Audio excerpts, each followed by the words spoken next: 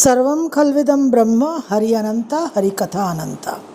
Welcome viewers with blessings from the lotus feet of His Holiness Maharaj Shri Ramkinkar Upadhyay Ji and Her Holiness Pujya Didima Mandakini Ji.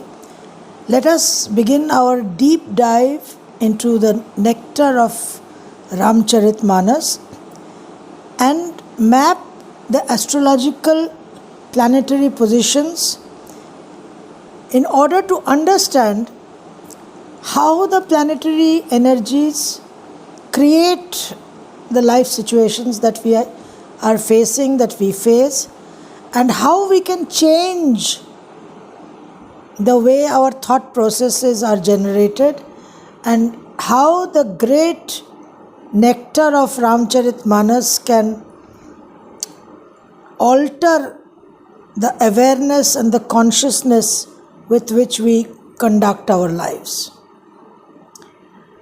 So the Mars-Saturn position, the combination which is going to be there in the zodiac, in the Saurya Mandal from 1st July to 18th August, which is a very strong energy axis in Leo and Aquarius, which is the 5th house and the 11th house of the zodiac of the Kal Purush. The 5th house is the house of our Purva Punya, of our Prarabdha, of our Mati, our Buddhi, our Vivek. And the 11th house is the house of our gains, of our Labh. So this Mars-Saturn placement in the 5th and 11th of the zodiac is by itself very, very significant and revealing, and very important, because the way our mind, our buddhi, our intellect functions is the way we conduct our lives, and we create our karma, which appears as our prarabdha in the 5th house of the zodiac, and our karma and our prarabdha gives the results and consequences of the gains and the losses in our lives, among which the gains become of primary importance to us. So Saturn retrograde in the 11th house and Mars in the 5th house is of very, very special significance at the moment. Now, why this Mars and Saturn combination becomes difficult for us? Mars is the planet without which nothing can happen, nothing can occur. It is the energy of action, of work, of movement. Mars represents the muscles in the human body, and muscles are responsible for any kind of movement, for locomotion. Mars is the energy, the motivation with which a human being conducts his life. The will, the I-ness, the individuality of a human being, without which a human being will operate and live like a vegetable. So this Mars energy is of extreme importance, but the Mars energy is also the energy of conflict, explosion, aggression, arrogance, destruction, all kinds of criminal activities, all kinds of destructive, harmful activities. So how and why does the Mars energy, which is so fundamental and rudimentary to our existence, so essential to our existence, why does this energy get distorted somewhere along the line, and how does it get distorted? These are the questions we are going to address, and we are going to seek the answers from Ramcharitmanas and the great analysis and explanation and philosophy of His Holiness Maharaj Shri Ramkinkar Upadhyay Ji and Her Holiness Didima Mandakini Ji. Now, Mars is basically the desire, being the energy to act, to work, even to wake up from our sleep. We need the Mars energy. So Mars being that desire, that will, that impulse, is, as I mentioned, very crucial to our existence. But this fulfillment of desire, what is the desire? What is the intention behind the desire, the bhav? And how is the desire fulfilled? The paddhati, the method. These are the two factors which are responsible for the Mars energy to get distorted. Now, Pujya Maharaj Shri His Holiness gives us a very unique thought, a unique aspect, angle, drishtikon to understand this and make necessary changes in our thought processes. Maharaj Shri says that the I-ness that we have, I, me, mine, the closeness, the attachment, the belongingness that we feel for our kith and kin, for our friends and family, for those with whom we have some kind of relationship and attachment, that I-ness, that belongingness has to be extended and expanded. We use the term extended family very often. Now this belongingness, this mamta, this ahamta, and from there mamta, that I-ness, and from the I-ness the belongingness which is generated, this is felt by us, experienced by us for a limited number of people within a very restricted periphery. This I-ness, this belongingness being restricted within a very small periphery, small zone, becomes a cause of separation, conflict, hostility, jealousy, envy, etc., etc. Maharaji says that this belongingness is very, very deeply embedded in the human psyche, which we all know.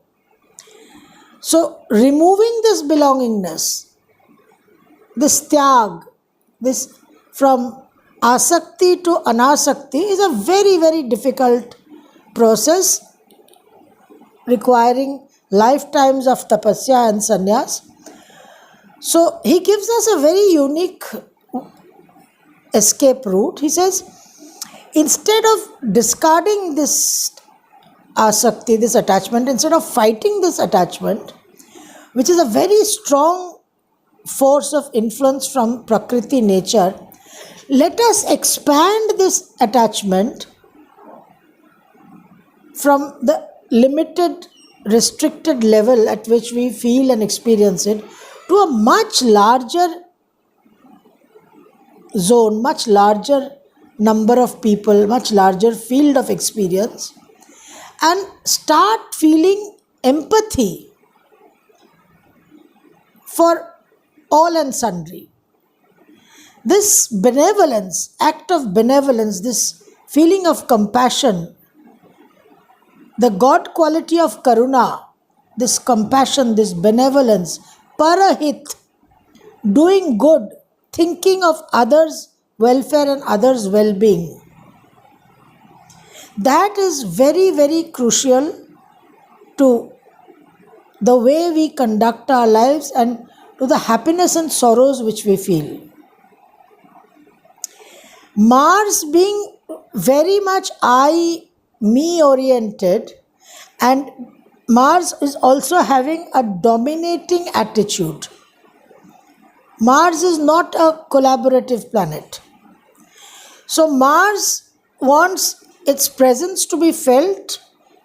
It is a warrior planet. So it fights for everything. It is battle ready all the time. So in order to temper the Mars energy at the kickstart level is the most important energy. When the car is switched on, the keys are turned on, the ignition is turned on, that is the Mars energy. But after the car is moving on the road, if the Mars energy is continuously applied, then the car is going to meet with an accident. So the Mars energy has to be tempered. And how is the Mars energy going to be tempered? With the Jupiterian energy. Jupiter is that extension, that expansion. Now we have a wrong, distorted concept of expansion. Our expansion is within that restricted area, because of which the expansion becomes poisonous for us, it becomes excess for us. The true concept of expansion, the true concept of Jupiter, Dev Guru influence, is the expansion of that limited boundary which is represented by Saturn. So the Saturn-Mars opposition actually indicates that we should be extending, broadening, widening our boundary, the circumference of our life. That boundary is what we should be extending. The rings of Saturn signify the boundaries, the limitations which we suffer from, which we impose upon ourselves, which the mind creates in our lives. So the Saturn impact on Mars actually indicates that the boundaries and limitations which we impose upon ourselves are the boundaries and limitations which need to be removed or at least widened. Now, because we are unable to do that, then the Saturn lessons come into our lives.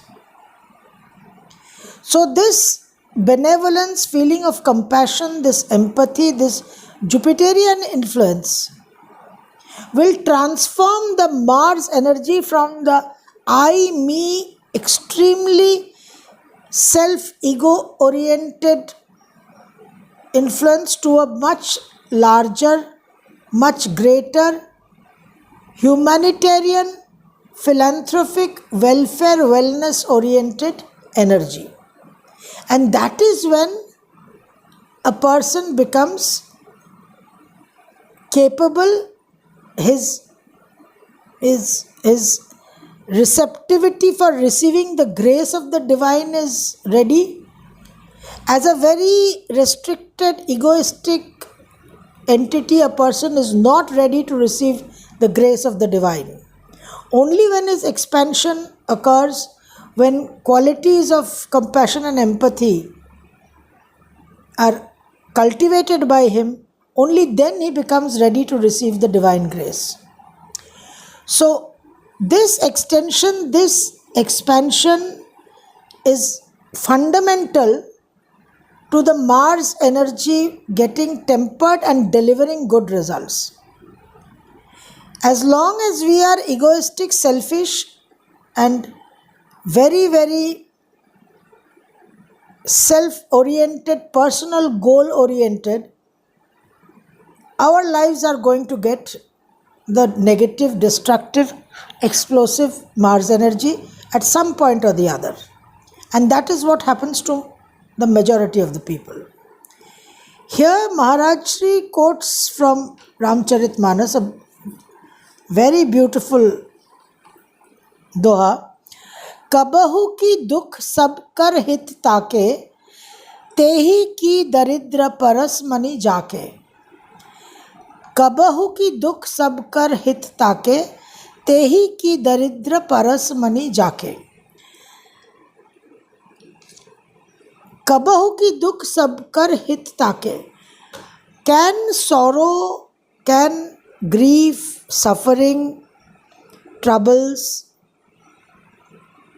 disturb somebody, make somebody's life miserable, if that person is having the hit, the mangal, the welfare, the wellness of others in his mind? A person having the wellness, the feeling, the empathy for others, compassion for others can never be sorrowful, can never be grieving. Just like Tehi ki daridra paras mani jake. Just like a person who is having the philosopher's stone, the stone which converts everything to gold, the Midas touch. A person who is having the Midas touch, can that person ever be in a state of poverty, in a state of deprivation? Can a person with such a gem like the philosopher's stone ever be poor? That is impossible.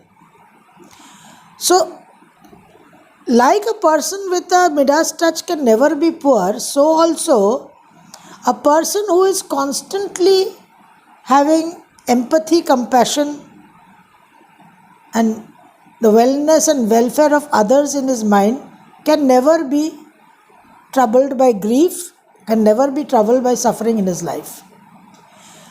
So, because he brings this into our thought process, which is also a very, very ancient concept. The Vedas, the Upanishads always guide us along these lines of philosophy. Loka samasta sukhino bhavantu. Loka samasta sukhino bhavantu. Everyone should be very, very happy and peaceful, and the welfare of every human being should be taken into account. So, once this singular egocentric energy has given us the motivation, has launched us in our Purusharth, in our Karma Yoga, after the launch, it is the launch pad.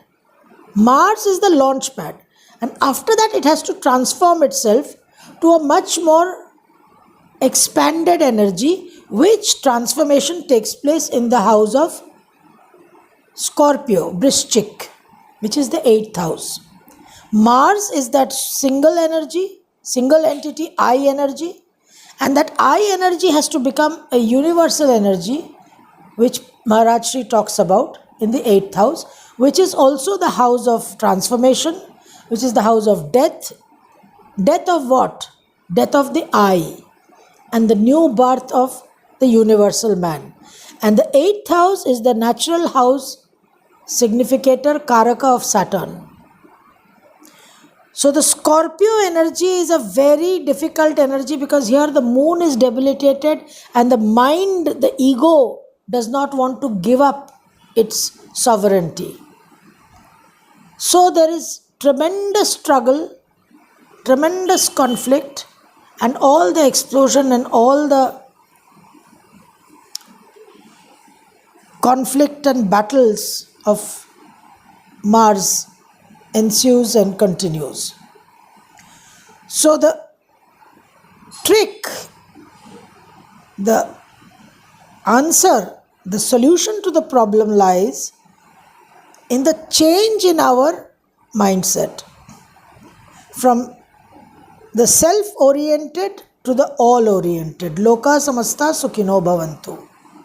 And that is when the Mars energy, because it is exalted in the house of Saturn, in the 10th house of Capricorn Makar, which is the house of which culminates in our achievements, in our status, in our pad, pratishtha and everything. So that can only happen once the Mars energy has transformed in Scorpio. Only then it can go and give us the Capricorn, the Saturn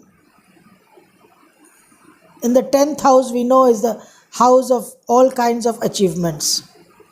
So the Mars energy can only do justice once the Mars energy has been transformed to the from the very egocentric to the larger, greater thinking mind, to the higher mind.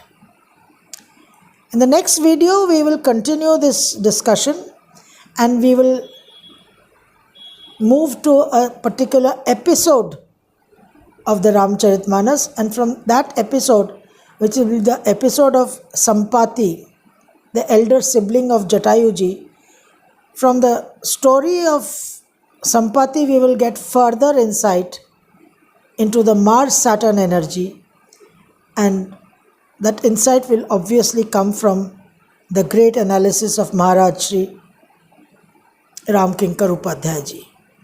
So I hope you enjoyed this session and you were able to understand why and how our lives become miserable and we suffer and we are constantly in a state of conflict, and how we can remove this state of conflict and live in a state of harmony. Sarvam Khalvidam Brahma, Hari Ananta, Hari Katha Ananta.